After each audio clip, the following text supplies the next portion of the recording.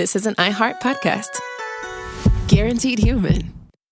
Work can be a little weird. Cringy training seminars, coworkers who won't stop talking about their plant, forgetting the mute button at an inopportune moment. We have to deal with a lot on any given workday. Sometimes it can feel hard to thrive and move forward in your career. Well, that's where LinkedIn comes in. LinkedIn helps you get ideas and insights from experts in your field, connect with people professionally, grow your network, and access tools designed to help you find the right fit for your next role. Whether you're just getting started, figuring out your next move, or looking to accelerate your career, LinkedIn is built to support you at every stage because LinkedIn is the network that works for you. Visit linkedin.com/knowstuff to learn more. Our listeners love puzzles, paradoxes, and hidden patterns almost as much as we do. On TikTok, those fascinations come to life. People are breaking down physics, exploring geology, and explaining why the world works the way it does. You'll see impressive experiments, explanations that finally make sense, and connections you didn't expect. It's like having a lab, a lecture hall, and science museum in your pocket. TikTok is where wonder is shared, where curiosity turns into discovery, and where millions learn something new every day. Everyone knows winter is the real mess maker. You don't need WeatherTech floor liners for summer unless you hit the beach and half the beach ends up back in your car, or the campsite dirt ends up in your trunk. Then you'd want a cargo liner, or a road trip goes sideways, lemonade spills, ketchup goes rogue, ice cream drips. Yeah, you'd be pretty happy about those WeatherTech seat protectors. So just to be clear, as the mud you're inevitably going to step in this summer, you don't need WeatherTech unless you plan on doing summer. Visit WeatherTech.com today. Welcome to Stuff You Should Know, a production of iHeartRadio.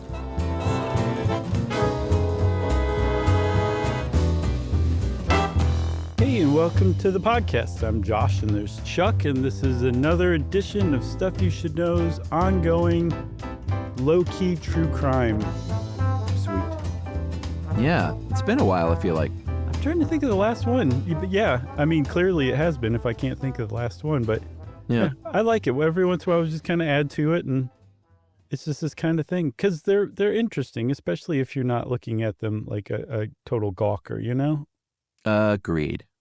So we're talking today about one I hadn't heard of. Let me ask you this before we get started. Yeah.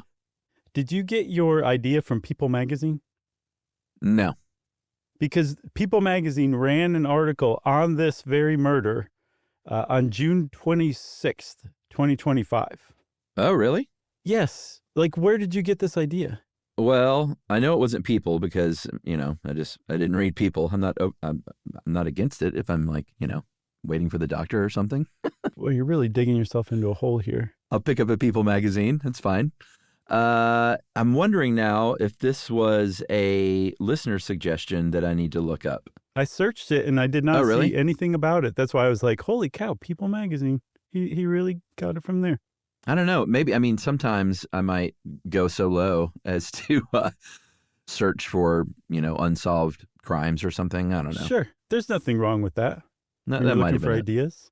Yeah. Well, the crazy thing about this is I've seen it described as like the first truly sensationalized trial of the century in the United States, or that it was like their first big trial of the century, something like that. And it was definitely up there. I've seen it compare with some other ones. Yeah. That came later, closely on the heels. But I had never heard any of this. I've never heard of any of these people. And yet some other people say, hey, this might have even inspired The Great Gatsby in some ways. I have a feeling that's how it came to me. And now I'm wondering if that was the search term that I should have used for listener suggestion. Oh, Great Gatsby? Yeah. Yeah, I didn't search for that either. We'll have to get to the bottom of this, like a couple of true detectives. Now because, I feel like we're letting someone down. Yeah, we probably are, but we do need to get their name. But I wonder if this thing is sent post June 26, 2025. Yeah, bet they got it from People. Okay. Because the People magazine article, like in the headline, it said that it inspired The Great Gatsby. Yeah, I definitely remember that's what drew my attention to it, but if you're trying to root me out as a People magazine reader, you're going to fail. I'm not going to stop. I'm not going to stop until I'm successful. So just look out, buddy, because you're in my crosshairs now. Who knows? So let's talk about this crime. In short, there was a reverend, well-known reverend in New Brunswick, New Jersey, home of Rutgers. And this reverend was having an affair with one of his church members, a woman named Eleanor Mills. The reverend's name was Edward Hall. He was about 7 years her senior, from what I understand. Yeah. And one night, or one morning, I should say, they turned up murdered, brutally murdered. And it became, like I said, a very sensational story, not just in New Brunswick, not just in nearby New York, but everywhere across the country. I would guess probably out of the country as well. Who knows? How would you ever find something like that out? I don't know. People Maybe, magazine, probably. Yeah, probably. People International. So yeah, Ed Hall was in his early 40s, 41 years old at the time of his death, and he was a pastor, like you said, at St. John's Episcopal, about 20 miles from where I lived in New Jersey. Oh, yeah? Yeah, that's right. And his wife's name was Frances Hall. She was 7 years older than him, interestingly, because I guess his mistress, Eleanor Mills, was 7 years younger. Mm-hmm. Anything to that? I think it's just a fluke of nature. Yeah, I think so too.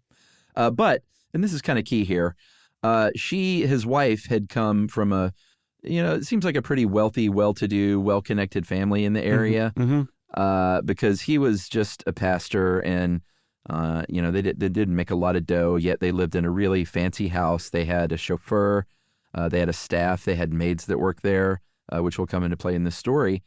And they had been married about 11 years. His mistress, who was also brutally murdered, she was a homemaker married to a school janitor named James, who also kind of helped take care of the church. They had a couple of kids. She sang in the choir, and this is also key, she acted as sort of a very close personal assistant to the Reverend, like very closely assisted him, if you know what I'm saying. Yeah, I do know what you're saying. So one other thing about Edward Hall and his wife Frances's fortune, he apparently, when he first got to take over the church, the St. John's Episcopal Church, it was a hostile takeover. He started courting a lovely parishioner, but she didn't really have any money. He dropped her and put his sights on Frances Stevens, who would become Frances Hall, his wife. And from what I've read, there's not a lot of note, or there wasn't a lot of note about Frances Stevens aside from her wealth. And she was wealthy. She shared what would be worth today a $40 million fortune between herself and her two other brothers. So she was definitely wealthy. And so in addition to running around on her, he also seemed to just have been after her money. And let's not forget, he's an Episcopal reverend leading an entire church. So that, to me, when I put all those things together, I was like, I don't really like this guy. Yeah, fair enough. So it was not a secret among the church. It was kind of one of those things, back in 1922 where it might have been pretty clear, and even probably in a modern day church, that somebody was having an affair, but you didn't really talk about that kind of thing. Mm-hmm. And so it was basically an open secret after, the sermons, and after Sunday would end, they would spend a lot of time together in his study. Apparently they would leave love notes, and that will come into play in the story for each other, with a little secret system where they would put it in a book on his shelf and trade notes that way. What book do you think it was? The Great Gatsby. Just kidding. They traveled in time. They did. The day that the news broke, though, the New York Times came out and said, and this is how they would have to put this kind of thing back then, they said they had long been friendly. Right. So, yeah, like you said, this is an open secret. Apparently, their spouses knew. James Mills and Frances Hall both seem to have known about the affair. For one, when they turned up missing that first day, apparently Frances Hall, the first time she spoke to James Mill, her husband's mistress's husband, James said, "Do you think they eloped?" That was his response when he found out that they were both missing. And apparently also, this is important too, Frances Hall had an informal network of spies among the congregation who kept tabs on those two and informed her of their doings, essentially. So both of them knew full well what was going on. Right. They knew, but they didn't project that publicly. Publicly, No. they both said, like, my head didn't know this was going on. And as we'll see later in court, she even testified that, her marriage was perfect and these supposed love notes are fake, and they were not having an affair. No, for sure. I think her Yeah. first public response was, "What?" So on the day of the murder, this was Thursday, September 14th, they each, left their respective houses, and another couple reported to seeing them meeting up on a bridge nearby. And then a couple of days later, another couple came forward. This woman named, she was 15 years old. She was a young girl named Pearl Balmer, yet she was in a relationship, because this was in 1922, with a guy who was anywhere from 19 to 23, who can tell. His name was Raymond Schneider. They came upon the bodies a couple of days later on Old Phillips Farm. This is the other side of the Raritan River there, and this was about 10:30 in the morning. They went to the closest house, had the owner call the cops, and the cops showed up pretty quickly. Yeah, and the bodies, it was pretty disturbing. So they've been left on a path off of DeRussey's Lane. This is a dirt road, I think, in Somerset County, and it was a well-known lover's lane. Like, this is the kind of time where you had to go out to a lover's lane to either have an affair or have premarital sex, or both. This is where their bodies were found, on a path off of this lover's lane, right? Yeah.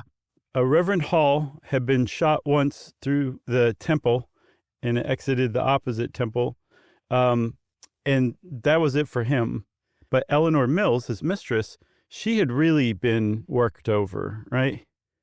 Yeah, she was shot 3 times in the head, and her neck was cut so severely that she was close to being decapitated. His shot was point blank, sort of, what we would call execution style, with the .32 caliber pistol. Mm-hmm. And the bodies were posed together after that. They were under a crabapple tree, kind of posed as cuddling lovers. Her head was placed on his arm, not, separate from her body, just laid against him. And a scarf was draped over her cut throat, and he had a hat, a Panama hat, kind of partially covering his face. So, from 20 yards away or whatever, it looked like a couple just sort of laying there, cuddling, maybe taking a nap under a tree. Yeah, so that's how they were found. But apparently, as Pearl and Raymond were coming upon them, they saw very quickly that they were dead. There was one other thing that wasn't noted at the time when the bodies were found in 1922, but it would be noted when the case was reignited 4 years later in 1926, that Eleanor Mills' tongue and vocal cords had been cut out and removed. That had been missed in the first autopsy, but a subsequent autopsy found that. So this was the state that these bodies were found in. I think also the Reverend Hall's business card was found propped up against his foot. I think that's the only other thing we left out. Oh, no, there's one other thing. This is really important, too. This is the clue to me. You ready, Chuck? I'm ready. There were love letters that Eleanor Mills had written to Edward Hall, the Reverend Hall, and they had been placed all around them. So this was a highly staged crime scene.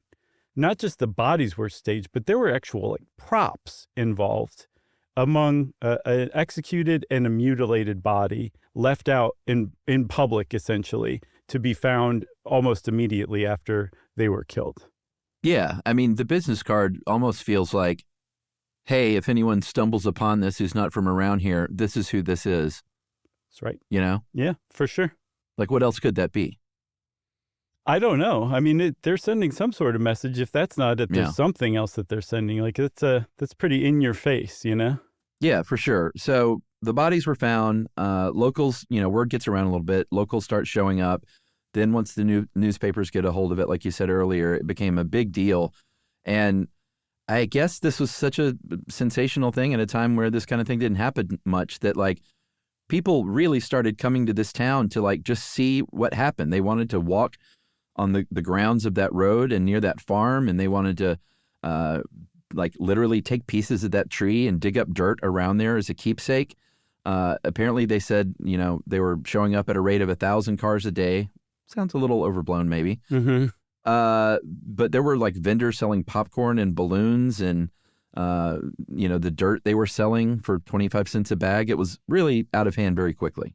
You know what it reminded me of was like the circus atmosphere that grew up when Floyd Collins was trapped in Sand Cave. Yeah, around for sure. it was around the same time. So people were just looking for something to do. Pretty bored apparently. Yeah. So yeah, it was a big deal, and there was a huge problem with all of those people showing up, combined with an incompetent police investigation, and that was that these people trod all over the crime scene. They apparently messed with the scarf. They took samples from the tree. Apparently, the tree was stripped of everything except its trunk after everyone was done with it.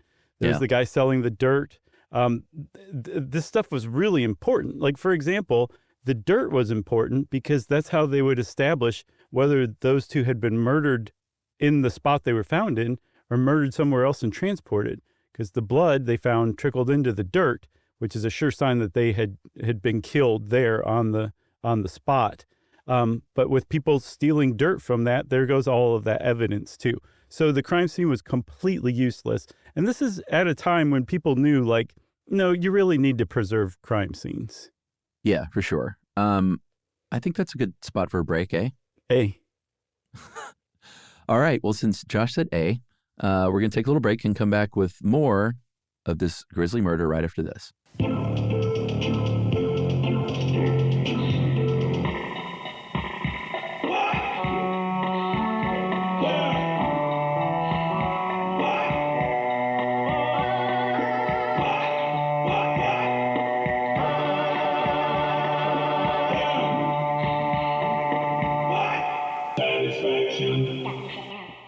Everyone knows winter is the real mess maker. You don't need WeatherTech floor liners for summer unless you hit the beach and half the beach ends up back in your car, or the campsite dirt ends up in your trunk. Then you'd want a cargo liner, or a road trip goes sideways, lemonade spills, ketchup goes rogue, ice cream drips. Yeah, you'd be pretty happy about those WeatherTech seat protectors. So just to be clear, as the mud you're inevitably going to step in this summer, you don't need WeatherTech unless you plan on doing summer. Visit WeatherTech.com today. Hey everybody, here's a fact for you. In the United States, there is a break-in every 26 seconds, and that means that somewhere right now, an intruder is getting closer. And the problem with most security systems is that they only alert you after the break-in has started, and that's too late. Well, that's what makes SimpliSafe different. They use alerts. SimpliSafe's U.S.-based live agents, they identify threats on your property and help deter them before they actually break in. So the intruder never gets into your house. The crime is stopped before it even starts. That's right. And another great thing about SimpliSafe is they have no long-term contracts. They give you peace of mind and great value with their monitoring deterrence plans because they just start at about $1 a day. Yeah, SimpliSafe sent us a setup years back, and I still use mine every day. Yeah, and apparently setup, you can do it by yourself in under 30 minutes, so it's a really good value and it doesn't take long. So if you want to experience the SimpliSafe peace of mind, you can take advantage of the SimpliSafe discount offered to Stuff You Should Know listeners. Right now, you can get 50% off your new system by visiting simplisafe.com/stuff. That's half off at simplisafe.com/stuff. There's no safe like SimpliSafe. Geico presents a 30-second podcast between your podcast. Today's story is shared by one of our listeners. It's called Betrayed by Bill. It was in that moment I caught who was staring back at me in betrayal, or more like what? My insurance bill. With trembling hands, I grabbed my phone and switched to Geico, saving about $900 in the process, and never to be betrayed again. Now that was bloody riveting. It feels good when the story ends with savings. It feels good to Geico.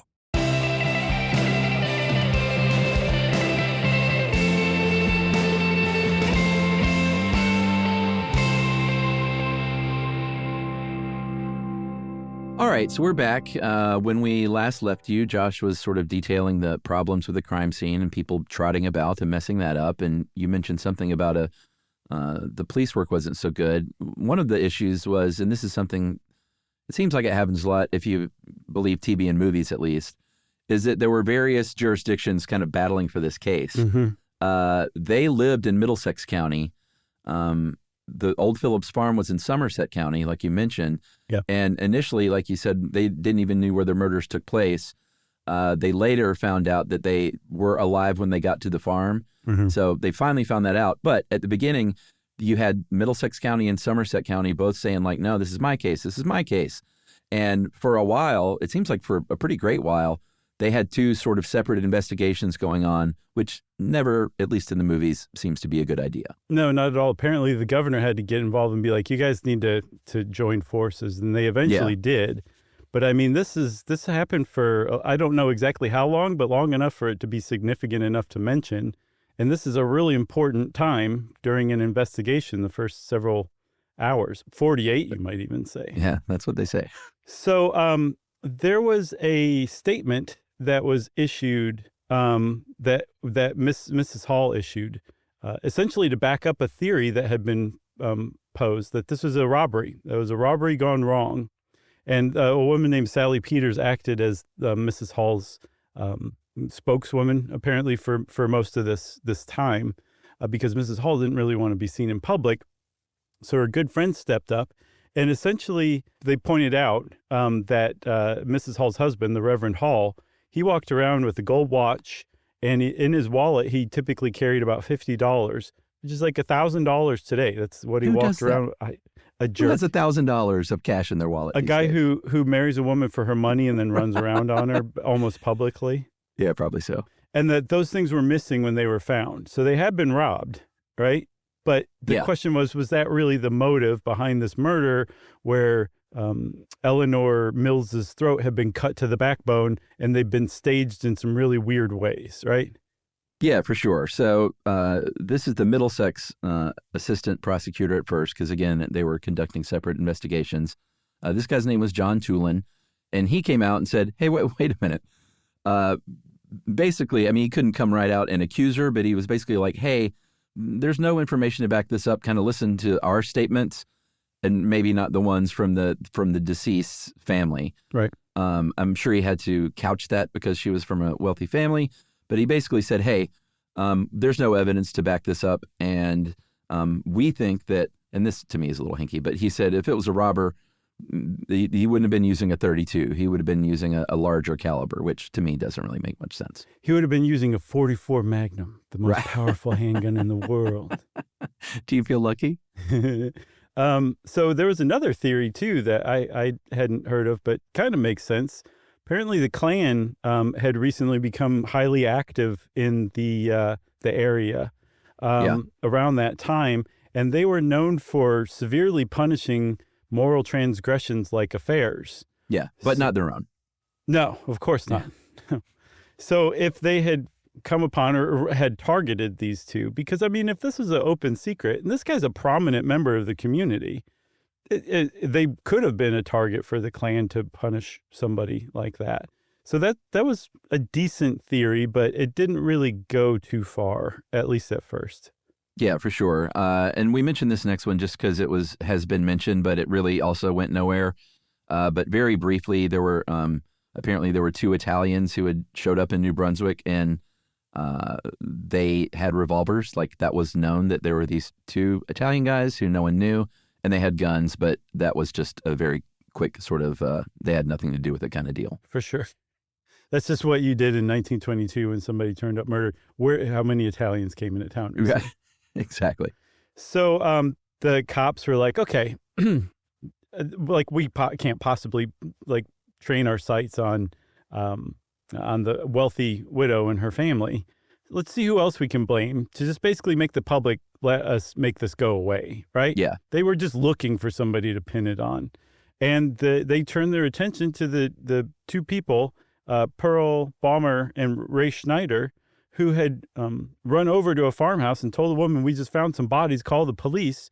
Right when they found the bodies, they were like, that seems a little fishy. We're going to start looking at you guys because you're probably just providing your own alibis. Who would possibly call in finding the bodies of a murder they just committed? Yeah, for sure. So they discovered, like, hey, they were also on the farm that night, because this was, remember, 2 days later in the morning when they called it in. But they said, hey, they were also there that night. A couple of weeks after that, those two, and then a couple of other friends of theirs that were also with them that night, a guy named Clifford Hayes and a 15-year-old kid named Leon Kaufman.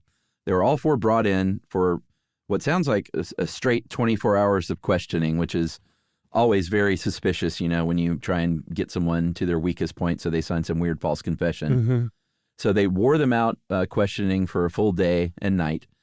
And at the end of this, Ray Schneider, the original guy who reported it with his young girlfriend, signed a statement that said, hey, around midnight that night, me and Clifford Hayes, my buddy, came across a couple of people sitting on the ground near that farmhouse.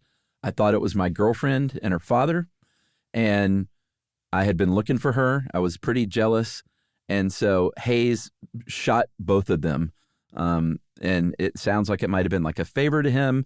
None of this really adds up because it wasn't like he had found her with some other guy and he was angry and his friends like, I'll get even for you. None of this really makes much sense to me, at least. Well, the only thing I saw was that I saw somewhere somebody said that they believed that Pearl was being molested by her father. That still doesn't make sense why she would be shot as well. Yeah, I mean, it's all very hinky. But Ray Schneider basically, in the statement at least, said, we realized it was not them. We ran away. And so my girlfriend and this other kid, Leon Kaufman, also said, yeah, parts of this are true. And Schneider did have a gun. He also had a pocket knife. And so in the end, they arrested Clifford Hayes and charged him with the murders. They did. And immediately the press, who was really paying attention to this, and the public who were reading these stories were like, are you guys dumb? Are you kidding? This is who you've come up with. It didn't take into account, again, so does that mean that Clifford Hayes, after his friend Ray Schneider ran off, his friend who he'd taken it upon himself to execute the man's girlfriend and her father, that he went over and was like, well, I better almost cut this woman's head off and stage these bodies like this. But every single theory is just dumb because they can't take into account the most important clue in this whole murder. Love letters? Case. The love letters. Yeah. How would this guy, Clifford Hayes, have any access to the love letters between those two, from Mills to Hall? How would they have had access to that? How would the Klan have had access to that? How would somebody who was robbing them and the robbery went wrong, how would they have access to that? Those are the clues, so much so that I'm quite certain that the people who killed this couple were like, oh, that was so stupid afterward. Like, why did we put the letters down? They luckily got away with it, but that was, to me, that's there you go. There's your answer right there. Yeah, totally. I mean, it's all just so fishy and ludicrous that they arrested this kid.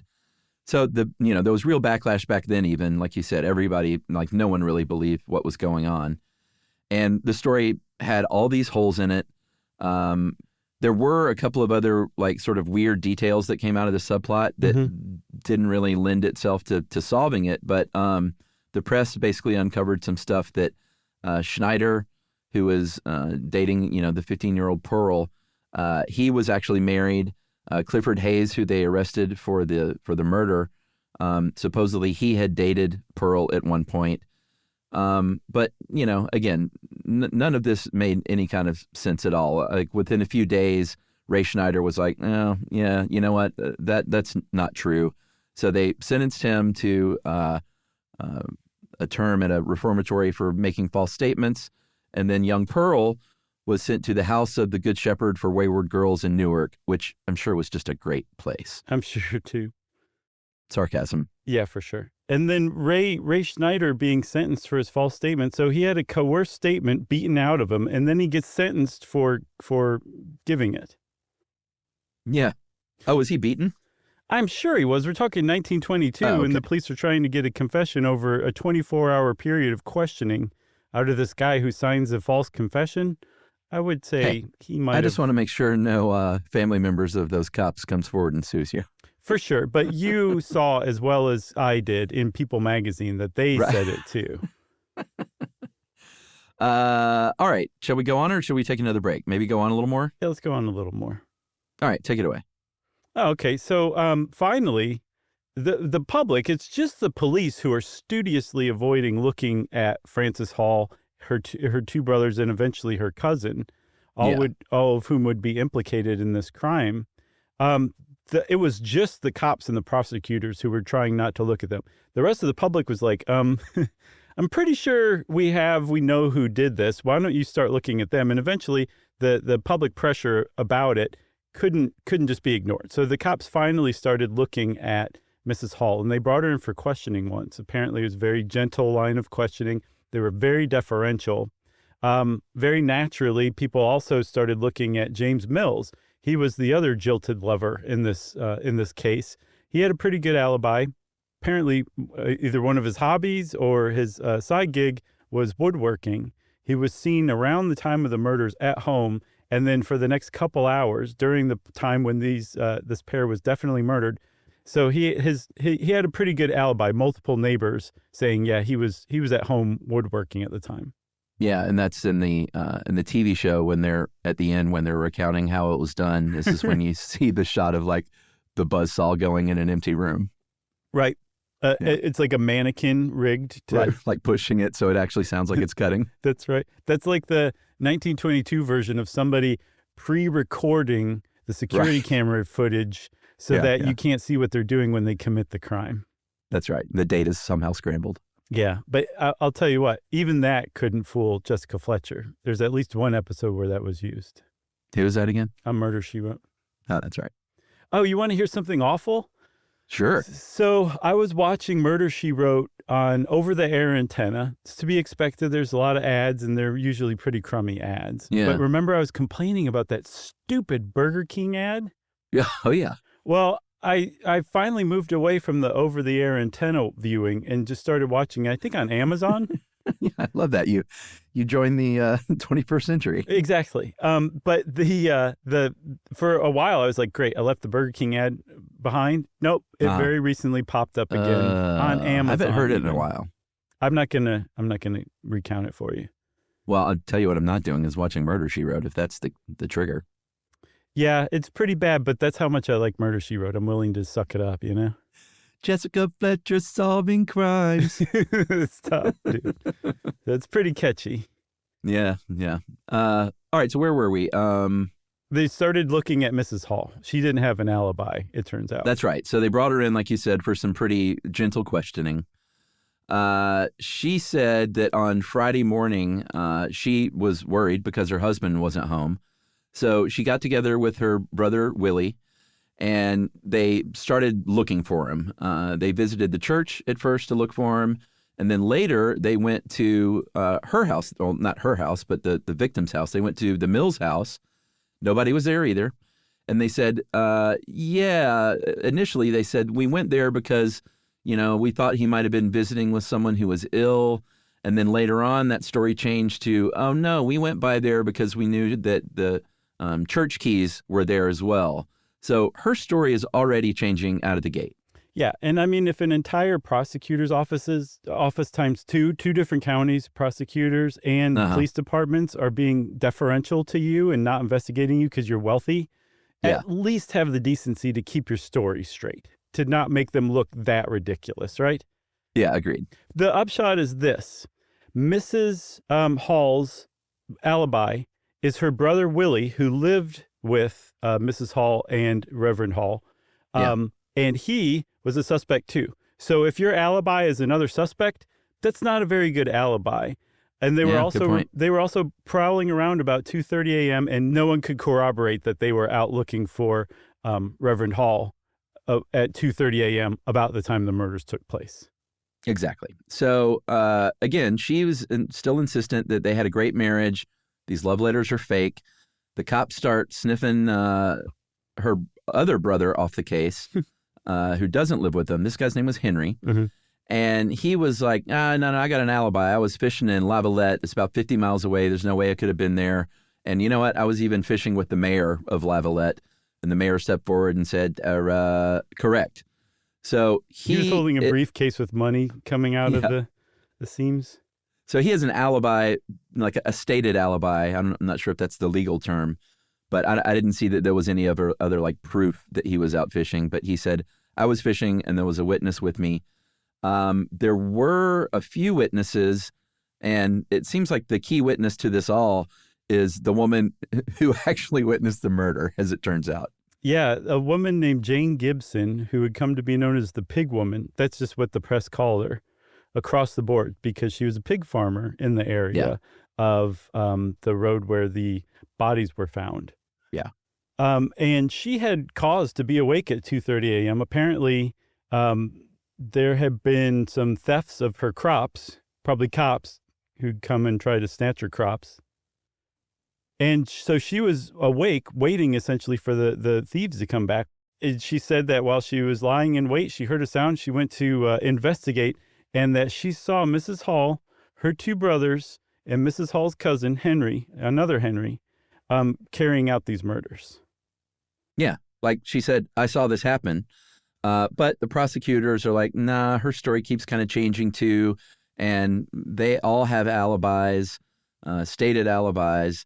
So a grand jury convenes in November of that year. Like, what should we do here about indicting this family? And I say we tackle that question, or answer rather, right after another break, eh? Hey.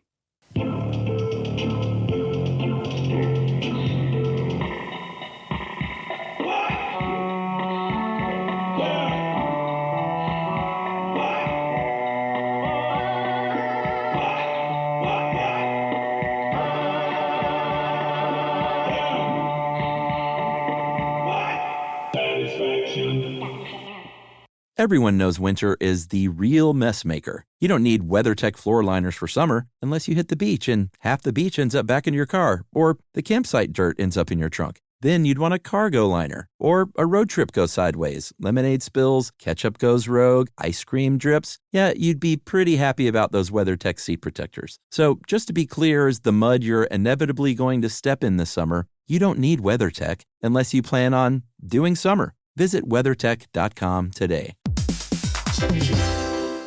Hey everybody, here's a fact for you. In the United States, there is a break-in every 26 seconds, and that means that somewhere right now, an intruder is getting closer. And the problem with most security systems is that they only alert you after the break-in has started, and that's too late. Well, that's what makes SimpliSafe different. They use alerts. SimpliSafe's U.S.-based live agents, they identify threats on your property and help deter them before they actually break in. So the intruder never gets into your house. The crime is stopped before it even starts. That's right. And another great thing about SimpliSafe is they have no long-term contracts. They give you peace of mind and great value with their monitoring deterrence plans, because they just start at about $1 a day. Yeah, SimpliSafe sent us a setup years back, and I still use mine every day. Yeah, and apparently setup, you can do it by yourself in under 30 minutes. So it's a really good value and it doesn't take long. So if you want to experience the SimpliSafe peace of mind, you can take advantage of the SimpliSafe discount offered to Stuff You Should Know listeners. Right now, you can get 50% off your new system by visiting simplisafe.com/stuff. That's half off at simplisafe.com/stuff. There's no safe like SimpliSafe.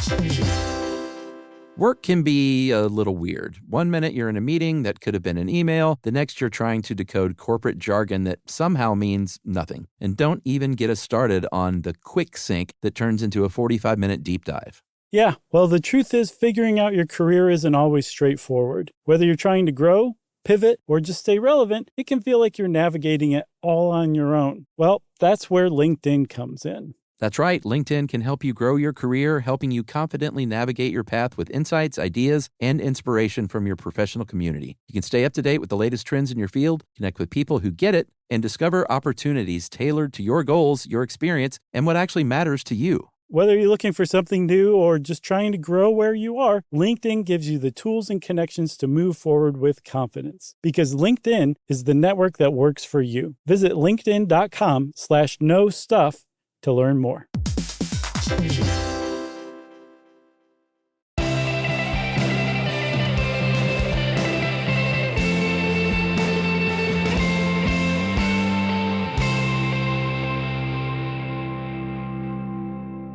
So, Chuck, where we left off, you had said that a grand jury had been convened, right? That's right. And it turned out that the grand jury, I think they took 5 days before they said, no, we're not going to hand down any indictments. So it seemed that the probably the likeliest suspects, Frances Hall, her two brothers, and her cousin, were now off the hook. And we should say also one of the things about her brother that's going to come into play, one of her brothers, Willie, he lived at home, like we said, with the Reverend Hall and Mrs. Hall. And the reason why it seems is because he was at least understood at the time as kind of slow, as they would put it. Sometimes you see in modern retellings of it that he's considered developmentally disabled. That does not seem to be the case. It seems like he probably was neurodiverse in some way, shape, or form. But he was also quite sharp, too. He was known to read books on like metallurgy. He was quite sociable. He would be high functioning, you would say today. But at the time, he seemed to be, if this was a group of murderers, his family murderers, he would be targeted as like the weak link that you would go after. But regardless, it didn't matter because 1922 went out with these four let off the hook because the grand jury didn't indict. How about that? That's right. And right after that happened, the good Mrs. Hall left for Italy. So nothing at all suspicious about that, I think about getting on a plane to Europe. I think you can make a case either way. That, she just wanted to get away from the whole thing, too. I said plane. Would that have been just an ocean liner at the time? Mm-hmm. Okay. Way to go, man. So save your emails, everybody. I'm speaking in the modern parlance. So in December, they said basically, now that all the gawkers are out of here and all the attention's dying down, we can get down to some real investigating and figure out who did this. A year later, the New York Times followed up on the anniversary. We're like, yeah, so you got down to business. What'd you find out? And they're like, oh, what? No progress whatsoever, No. Right? Yeah. So that's how it went for 4 more years. And then out of nowhere, in a completely unrelated divorce case, the husband of a woman named Louise Geist, who had been a maid at the Hall's home during the time of the murders, in the divorce proceedings, he was assassinating his ex-wife or soon-to-be ex-wife's character, saying that she had been involved in the Hall Mills murder and had been paid 5,000 smackaroos to keep quiet by Mrs. Hall and her brothers. Yeah. And that she knew all about it. And somehow, I guess that got out to the press, and William Randolph Hearst's Daily Mirror assigned a reporter to look back into the case, and it just blew it right back onto the front pages of papers across the country. Yeah, such that the state of New Jersey could no longer just keep ignoring this. So Governor A. Harry Moore said, oh, God, all right, let's reopen this case. I'm too old for this. Yeah, exactly.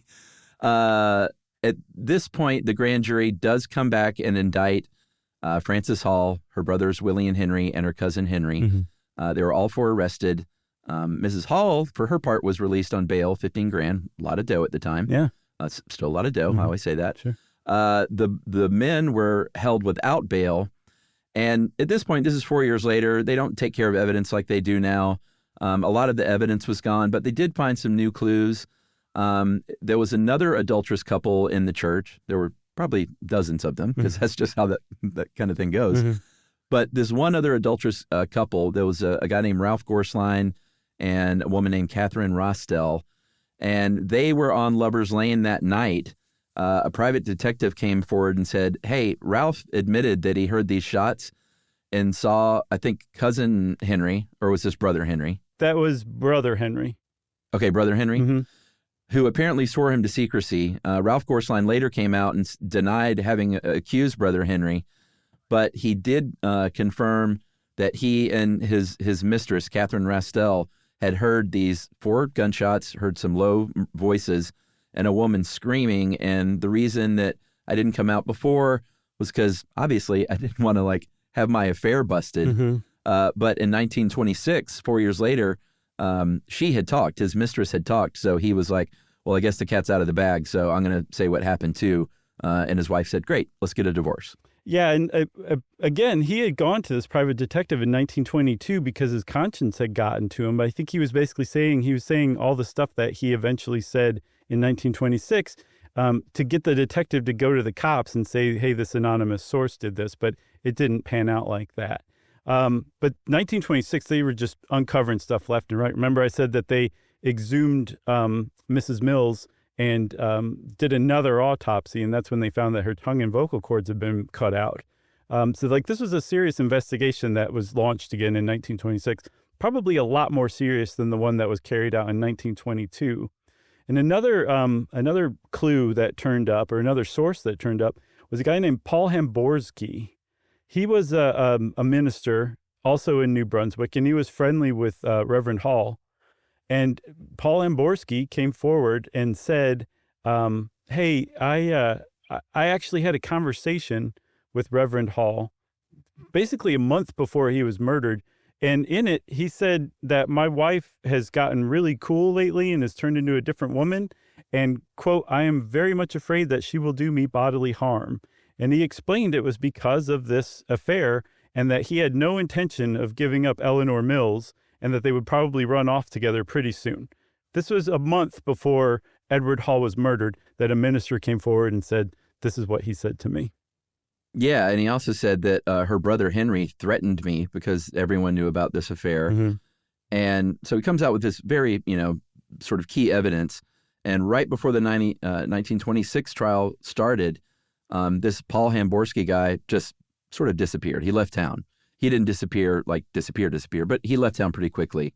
And there was a state senator named Alexander Simpson who was acting as special prosecutor for the case. And he said, this Hamborsky guy's loans dried up at the bank, and the banker said, you've been a fool to get mixed up in this Hall's Mill case. The banker was Charles Bronson? No, that would have been, you've been a fool to get mixed up in this Hall's Mill case. Very nice. I just said that because I really wanted to hear you redo it as Charles Bronson. It's just all dirty dealing, basically. It's really clear. Yeah, I mean, this family was more than wealthy and powerful enough to ruin a person, make sure that they didn't have any line of income, or just make life miserable for them to where they did want to just get out of town before they could testify. So this trial happens. They finally have enough evidence that a grand jury, this time pretty quickly, handed off indictments. And so Frances and her two brothers and cousin are indicted for murder. And right when word got out that they were about to be tried again, all the journalists came back. I saw an estimate that they filed 12 million plus words cumulatively. It wasn't just one guy during the 23-day trial. That's how many words were written on this. It was everywhere. Yeah. I mean, just hundreds and hundreds of people all of a sudden in town. And the public, of course, is like, hey, you know what we care the most about is reading these love letters. Mm-hmm. Josh Clark will one day say that's the key piece of evidence. Mm-hmm. And what was in these things. And one of them, and this is great. Who helped us? Livia with this? Mm-hmm. Yeah, she dug up some of these letters. Darling Wonderheart, I just want to crush you for 2 hours. I want to see you Friday night alone by our road where we can let out unrestrained that universe of joy and happiness we call ours. And he signed it DTL for Deine Treuer Liebhaber, which is German for thy true lover. And Mills called him Babykins. So this is my only joke about this is I want to see the sitcom Wonderheart and Babykins very soon on my television. Do me a favor. Will you read that quote as Charles Bronson? Really? Sure. Darling Wonderheart, I just want to crush you for 2 hours. I want to see you Friday night alone by our road where we can let out unrestrained that universe of joy and happiness that we call ours. Beautiful, Chuck. Bravo. Oh, man. A little more sinister somehow. If it wouldn't make the levels go into the red, I would clap loudly for you right now. So, yes, this is the kind of humiliation that Frances Hall is enduring. She's sitting in court because, again, she's on trial. People are reading. That was just one. They were reading a bunch of different love letters in open court. And there were more witnesses that came forward. They were poking holes in people's alibis from the year back. So they brought in new witnesses to undermine the truthfulness of their original witnesses and so on and so forth. And the maid, Louise Geist, she was brought to the stand and she said, no, my ex-husband's a big fat liar. But I'll tell you what, Willie, who lived with the Halls and whose servant I was as well, he told me the day after the murder, but the day before the bodies were discovered, that something terrible happened last night. So Willie shouldn't have known anything about something terrible happening last night, unless it was that his sister had lost at solitaire, which was the one alibi that Louise Geist could give Frances Hall for that night. Solitaire was her alibi. So was this Louise Geist was involved and probably got paid off, and she was trying to just pin it on Willie, this possibly neurodivergent, younger brother? That certainly seems the case to me. Yes. Okay, I mean, that's how I took it. That's pretty whole scratch that her ex-husband comes up with in divorce court, Yeah. So again, though, the star witness was Jane Gibson, the pig woman, right? Yeah. Yeah. And this is super dramatic. She came forward. She was in late stages of cancer, and they brought her in on a stretcher into court. Mm-hmm. She's speaking in a whisper, basically, like just hanging in there to get this testimony out. So her story was after 9 o'clock on that day, her dog started barking. Again, she was worried about thieves stealing her crops. So she gets on her mule, Jenny, rides out to the field, sees people fighting under that crabapple tree, hears a woman yell, "Don't, Henry!" She hears a gunshot. Saw one of the men fall. She flees. She gets the heck out of there, of course. And then on her way out of there, like running, she hears a woman screaming again, 3 more gunshots. And they were like, "Can you point out, are those people in the courtroom today, basically?" Mm-hmm. And she said yes. And she pointed at Mrs. Hall, her 2 brothers, and her cousin. And they said, "Oh, well, you know what? She's the big lady. Like, don't believe what she says," basically. Well, supposedly her own mother, Jane Gibson's own mother, was in the courtroom, apparently wringing her handkerchief, watching her daughter give testimony, saying, "She's lying. She's lying." So people didn't put much stock into Jane Gibson's testimony. Maybe she said she's dying. Maybe. So this is essentially the prosecution's case. They presented Jane Gibson again. She basically said, "I saw those 4 murder these 2 people, at least in silhouette, and then I saw the 4 clearly." Then it was time for the accused to start taking the stand. And apparently Mrs. Hall was so composed during her time on the stand giving testimony that the papers dubbed her the Iron Widow. Yeah. And she still said, "I never suspected my husband of infidelity, and I was really nervous when he disappeared. That's why my brother and I went out that very night to look for him." And again, she's in part probably saving face, but now at this point, she's trying to not give anyone a motive that she might have had for killing him, which would clearly be in such a passionate murder, something like infidelity, right? Yeah, for sure. But despite her, I think everybody kind of expected her to be good on the stand. You remember I said that they had kind of supposed that Willie was going to be the weak link? The prosecutors were just chomping at the bit to get to him. They were just going to work him over on the stand. And apparently Willie held his own like nobody's business and did so well on the stand that essentially he got himself and his siblings and cousin off. That's how well he did on the stand. He was the one who basically got him acquitted. Yeah. So there it is. They got acquitted on December 3rd, 1926. After that, the defendants minus brother Henry sued the Mirror for libel. It was settled out of court, and we don't know how much money was exchanged hands, if any. Seems like there probably was some. Mm-hmm. And it was never brought to trial again. It never came before a criminal court again. Mrs. Hall went, back to doing her thing. She's doing charity work at the church. Did not, aside from that, didn't really socialize a lot. Died in 1942.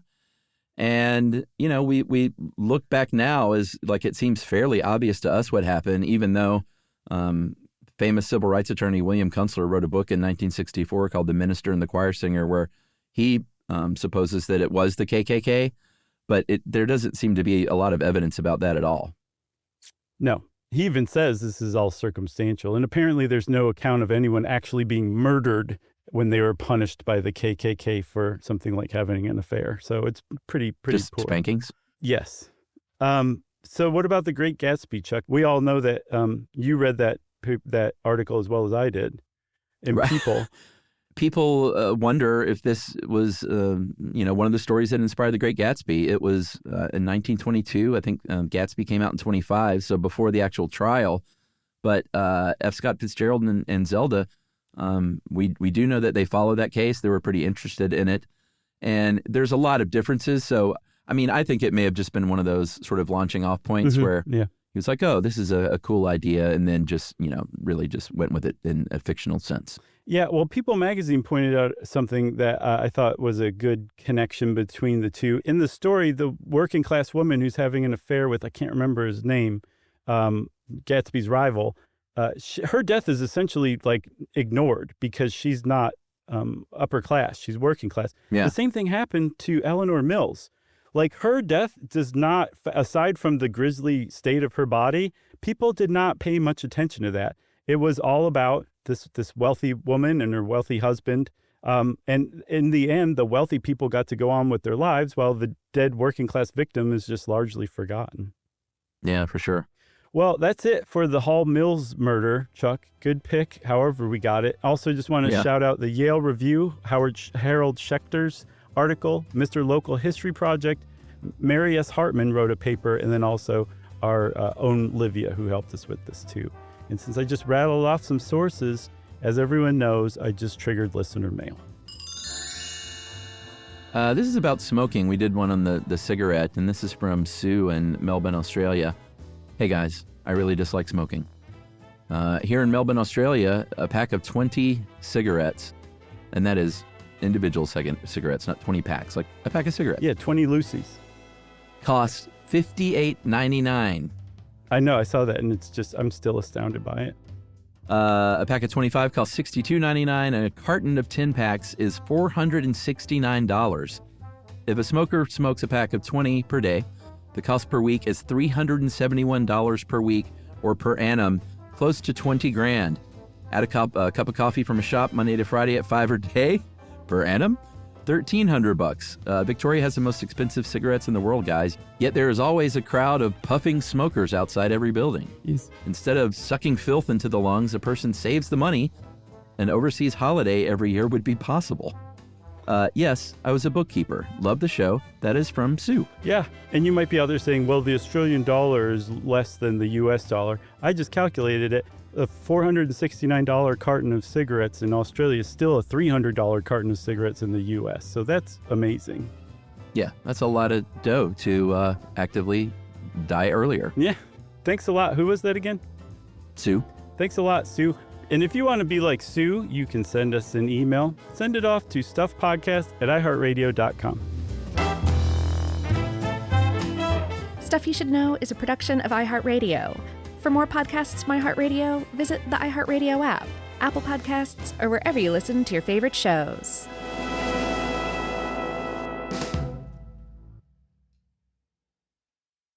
You know, you could be adored by everyone and still completely ignored by your cat. Trust me, I know. But if you feed your cat Sheba, you can go from being ignored to truly adored in 12 days, guaranteed, or your money back. Sheba has a full menu of products, appetizers, entrees, treats, even a kitten's menu. It's so cute. So Sheba has a product for even the pickiest eater. Like Sheba Puree, it's made with bone broth, they are chef-inspired flavors, it's got a smooth and creamy texture that cats love, and contains no corn, wheat, soy, or artificial flavors. It's food that your cat's gonna love. To learn more, check out Sheba.com. That's SHEBA.com. Stuff at Sea is a 5-night, adults-only sailing trip that brings the Stuff Podcast universe to life on board. This voyage is a culture-soaked escape where pink sand paradise meets curious minds. Sailing round trip from New York City to Bermuda on October 2nd to 7th, 2026, this voyage drops you straight into the iHeart Podcast Stuff universe. On top of the adults-only experience you already love, you'll get live podcast episode recordings, behind-the-scenes sessions, themed activations, and more unmissable onboard moments. Learn more at virginvoyages.com/stuff.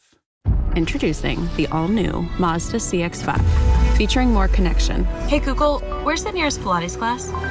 Safety that has your back. More discovery on the scenic routes. More passion in the details. And more control in changing weather. The all-new Mazda CX-5. More to move every side of you. See it in 5 films at mazdausa.com/5sides. Google is a trademark of Google LLC. Sequences shortened and simulated. This is an iHeart podcast. Guaranteed human.